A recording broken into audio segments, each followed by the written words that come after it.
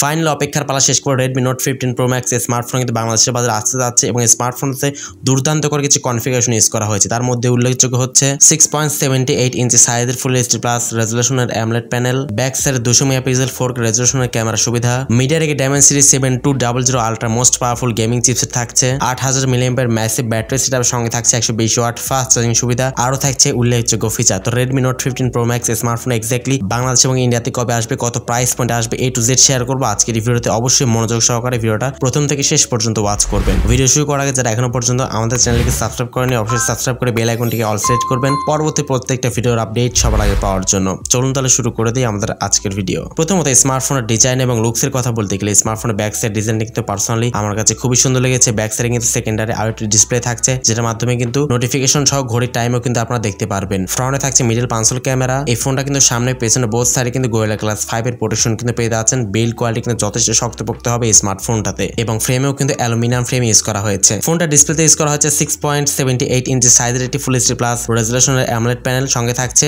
120 hertz রিফ্রেশের সুবিধা। Corning gorilla glass 5 এর protection পাচ্ছেন এখানে, অলওয়েজ অন ডিসপ্লে সুবিধা পাচ্ছেন, HDR10+ সাপোর্ট কিন্তু পেয়ে যাচ্ছেন স্মার্টফোনটাতে। তো যেহেতু এখন ফুল এইচডি প্লাস থাকছে এবং AMOLED থাকছে, তো সেক্ষেত্রে কিন্তু আউটডোরে ডিরেক্ট সানলাইটে ফোনটি ইউজ করার সময় কোনো প্রকার শার্পনেস বা ব্রাইটনেস জন্য কোনো সমস্যা কিন্তু আপনি ফিল করবেন না। ডিসপ্লে কোয়ালিটি যথেষ্ট ভালো হবে, একদম 10 এ 10 বলতে পারবেন এই স্মার্টফোনটার ডিসপ্লেটা। ফোনটা এট দ্য মেইন পারফরমেন্স এখানে বলতে গেলে ফোনটাতে পাচ্ছেন Android 15 এর সুবিধা, আপ টু 3 মেজর Android আপগ্রেডের সুবিধা পাচ্ছেন। MediaTek Dimensity 7200 আলট্রা এটা মোস্ট পাওয়ারফুল গেমিং চিপসেট থাকছে, যেটা 6 ন্যানোমিটার ফেব্রিকেশন বিল্ড করা এবং জিপিইউ হচ্ছে Mali G610। MediaTek Dimensity 7200 ultra এটা কিন্তু মোস্ট পাওয়ারফুল একটা গেমিং চিপসেট, যারা আসলে প্রচুর পরিমাণে গেমিংস করতে পছন্দ করেন, PUBG, free fire, call of duty, S4 9 ভারী গেমসগুলো অনেক বেশি রান করতে পছন্দ করেন, তারা কিন্তু স্মার্টফোন একদম অনায়াসে দেখতে পারেন।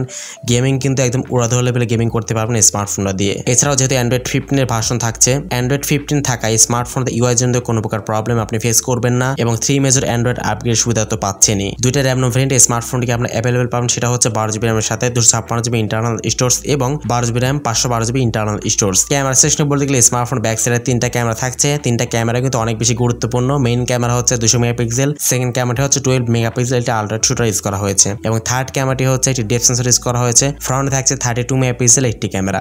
ফোনের সামনে পেছনে বোথ সাইডে কিন্তু 4K 30 fps ভিডিও রেকর্ডিং করতে পারবেন। ভিডিও কোয়ালিটি আসলেই সুন্দর এবং আপনি কাজে লাগাতে পারবেন কন্টেন্ট ক্রিয়েশনের ক্ষেত্রে। ইউটিউবিং যারা করতে চান, ব্লগিং করতে চান, তারা কিন্তু অনায়াসে স্মার্টফোন দেখতে পারেন। তবে ভিডিও রেজুলেশন নিয়ে অত ইনডেপথে গেলাম না, যেহেতু ফোনটা এখনো পর্যন্ত আপকামিং রয়েছে। ফোনটা দেশের বাজারে লঞ্চ হলে অবশ্যই ফুল রিভিউ কিন্তু আমার চ্যানেলে আপলোড করা হবে, সো সাবস্ক্রাইব করে আমাদের সাথেই থাকবেন। এছাড়া ফোনটাতে থাকছে লাউড স্পিকার, কোনো প্রকার 3.5 মিলিমিটার হেডফোন জ্যাকের সুবিধা এখানে থাকছে না। USB Type-C পোর্টের সুবিধা পাচ্ছেন এবং ডিসপ্লে অপটিক্যাল ফিঙ্গারপ্রিন্ট স্ক্যানের সুবিধা পেয়ে যাচ্ছেন। তো এট লাস্ট ফোনটার ব্যাটারি নিয়ে কথা বলতে গেলে ফোনটার ব্যাটারি সেকশন ইউজ করা হয়েছে 8000 mAh একটি ম্যাসিভ ব্যাটারি সেটআপ এবং 120 ওয়াট ফাস্ট চার্জিং সুবিধা।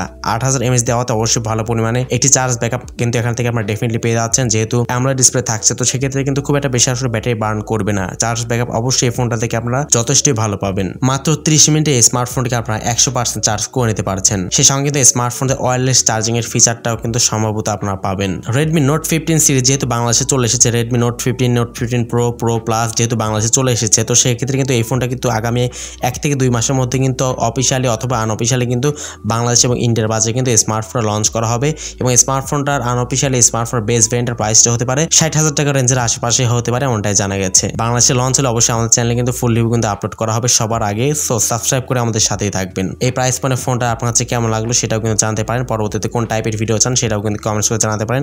আপনাদের কমেন্ট অনুসারে কিন্তু ভিডিও আপলোড করার চেষ্টা করব। সো আজকের মতো এই পর্যন্তই, দেখা হচ্ছে নেক্সট ভিডিওতে। সে পর্যন্ত সবাই অনেক বেশি ভালো থাকবেন, সুস্থ থাকবেন। আসসালামু আলাইকুম।